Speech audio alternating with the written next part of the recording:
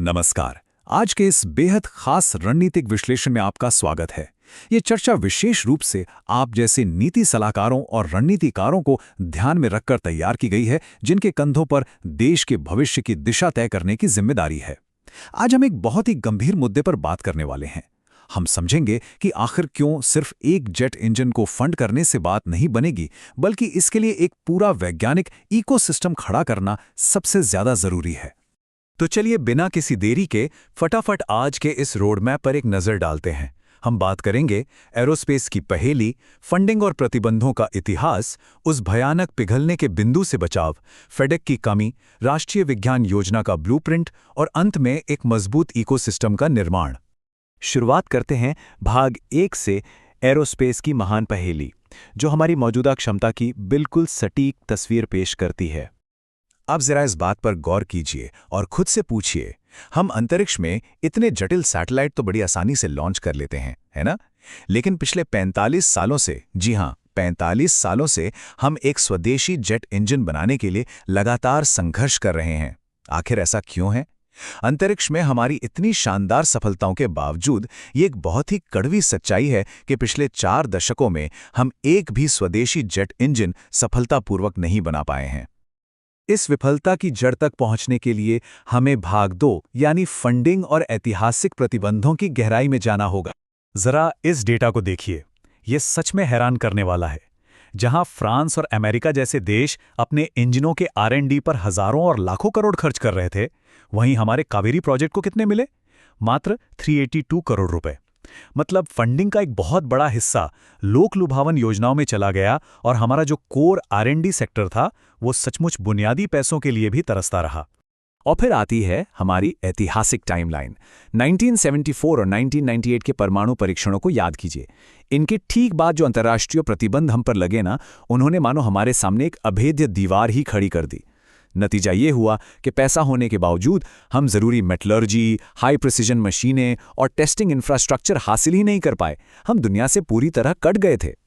चलिए अब नीतिगत बातों से थोड़ा आगे बढ़ते हैं और आते हैं भाग 3 पर, पिघलने के बिंदु से बचाव। ये समझने के लिए कि एक जेट इंजन को इंसानी इंजीनियरिंग का चरम क्यों कहा जाता है। इंजन के काम करने के तरीके को अगर हम स्टेप बाय स्टेप देखें तो ये किसी चमत्कार से कम नहीं लगता। सोचिए, थ्रस्ट पैदा करने के लिए इंजन के अंदर लगभग 40,000, जी हां 40,000 अलग अलग पुर्जों को बिना रुके एकदम परफेक्ट तालमेल में काम करना होता है। ये कोई आम मशीन नहीं है।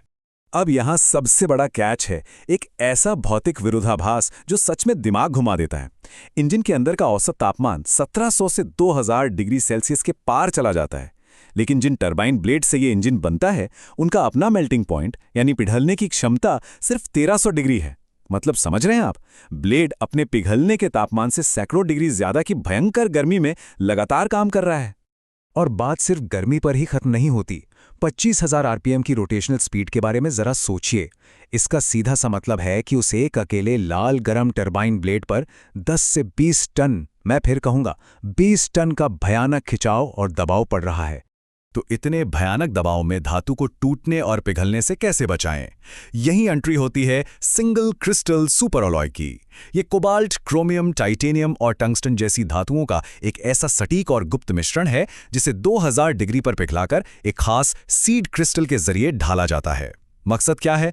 धातु को अंदर से कमजोर करने वाली ग्रेन बाउंड्रीज को पूरी तरह से खत्म करना। और आपको बता दूं, पूरी दुनिया में सिर्फ 4 या 5 ऐसे देश हैं जिनके पास इस तकनीक पर महारत है। इस इंजीनियरिंग मार्वल को थोड़ा और गहराई से डिकोड करते हैं। आखिर ये धातु पिघलती क्यों नहीं? पहली चीज है थर्मल बैरियर कोटिंग यानी TBC, जो ब्लेड की सतह के तापमान को सीधे 300 से 400 डिग्री तक गिरा देती है। दूसरी है माइक्रो ड्रिलिंग। ब्लेड के अंदर बारीक छेद किए जाते हैं जिनमें ठंडी गैसें लगातार घूमती रहती हैं। और तीसरी सबसे अहम चीज है कंट्रोल्ड फ्लेमिंग, यानी एरोडायनामिक्स के जरिए आग को ऐसे कंट्रोल करना कि चेंबर के अंदर कोई अचानक धमाका ना हो जाए। हार्डवेयर की बात तो हो गई। अब आते हैं भाग 4 पर, फेडेक की कमी, यानी उस सॉफ्टवेयर और कंट्रोल सिस्टम की बात जहां आकर हम पूरी तरह अटक जाते हैं। फेडेक यानी full authority digital engine control. आसान शब्दों में कहें तो ये इंजन का वो उन्नत माइक्रो कंट्रोलर दिमाग है जिसके बिना आधुनिक एविएशन की कल्पना भी नहीं की जा सकती। ये सिस्टम अंतर्राष्ट्रीय सुरक्षा मानकों को पूरा करने के लिए रियल टाइम में फ्यूल, इग्निशन, आरपीएम हर एक चीज को कंट्रोल और मैनेज करता है। लेकिन यहीं पर सोर्स एक बहुत गहरी विडंबना को उजागर करता है।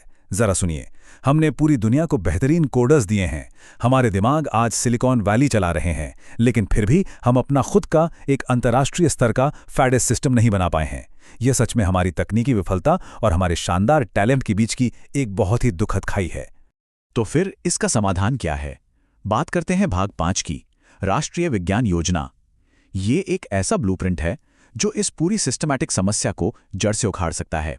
इस योजना की शुरुआत बिल्कुल जमीनी स्तर से होती है, शिक्षा को एक रणनीतिक हथियार बनाने से।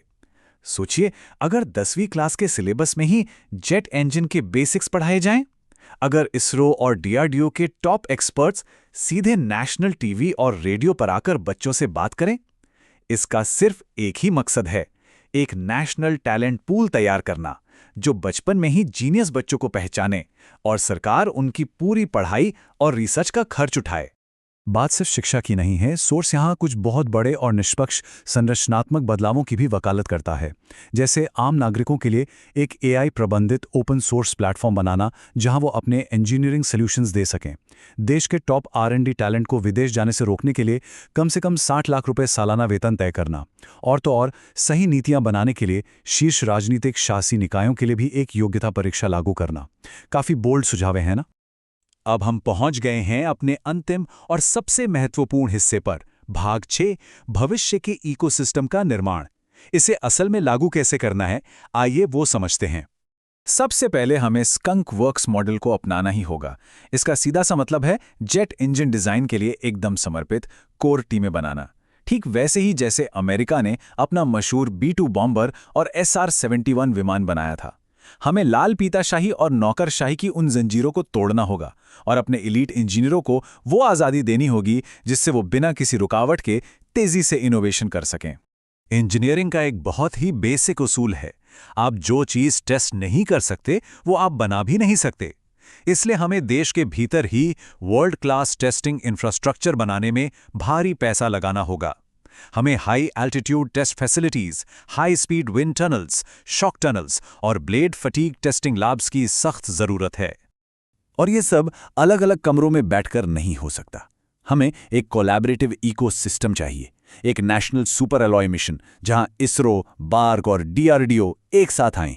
टाटा, L&T जैसी कंपनियों के साथ पब्लिक प्राइवेट पार्टनरशिप हो, विदेशी कंपनियां जैसे सफ्रॉन और रोल्स रॉयस के साथ जॉइंट वेंचर और टेक्नोलॉजी ट्रांसफर हो, और हमारे IITs में जेट प्रोपल्शन पर डेडिकेटेड मास्टर और PhD प्रोग्राम्स हों।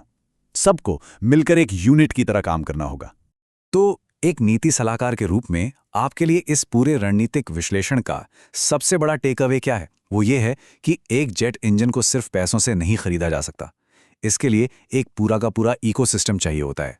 अगर हम सिर्फ किसी एक इंजन प्रोजेक्ट पर पैसा बहाते रहेंगे तो वो प्रोजेक्ट फेल ही होगा जब तक कि हम उसके पीछे का औद्योगिक और शैक्षिक ढांचा मजबूत नहीं करते।